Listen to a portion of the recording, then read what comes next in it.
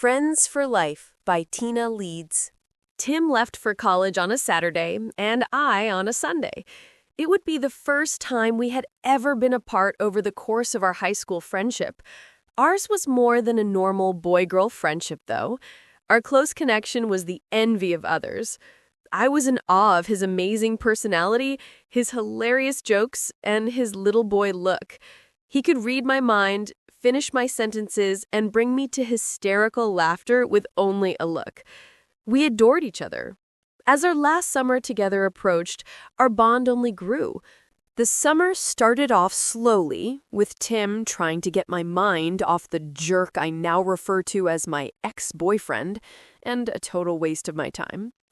Tim was dating one of my close friends and had been for a couple of months. I had to sit by and watch as she ridiculed him, made a joke of him in front of our friends, and eventually made him cry when she finally ended it. She broke my best friend's heart, and I ached with him. We spent hours talking on the phone late at night, comforting each other, giving each other advice, and worrying about college.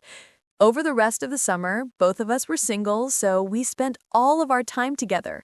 Late at night after work, we would meet at cafes and just talk for hours. We grew even closer that summer. I only wondered why our friendship had to get so close now, as we were both preparing to leave for college.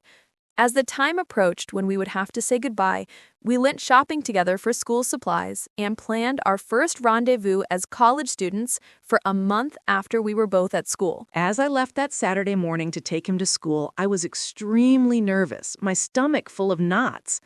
I kept wondering what was wrong with me during the 3-hour car ride. Of course I was going to miss him, but this was not a sad feeling. This was nervousness. As we finished packing him into his tiny room and making it feel like some semblance of home, it hit me, and it hit me hard. I was in love with this guy. And it wasn't the friendship kind of love that I had felt for him throughout high school. It was something much deeper. I felt helpless. I had finally realized my true feelings for my best friend when it was too late. Tears filled my eyes as I sat on his springy steel bed. I said goodbye to my best friend and the love of my life, wondering if we were really going to meet in a month as planned. That night at home, as I packed my stuff, I cried, scared that things would never be the same. We were both going to have our separate lives and would probably barely think of each other.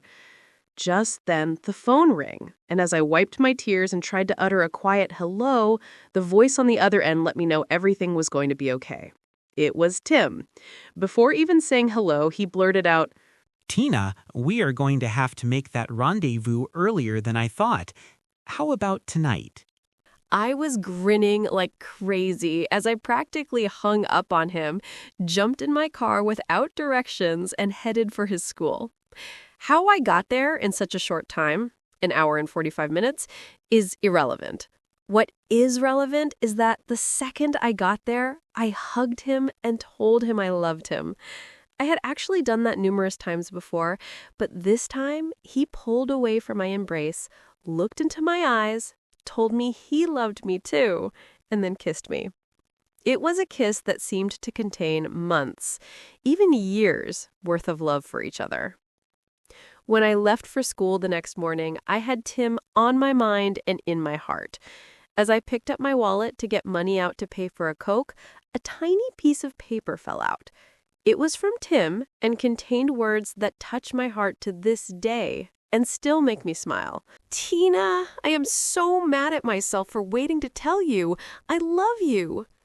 My eyes welled up with tears, and I felt truly happy and at ease with our situation. I still keep that note from Tim, and we continue to share a remarkable friendship and always will. Only these days, we also share much more. 3 beautiful children and the same last name. The end. Guys, like, share, and subscribe for more stories.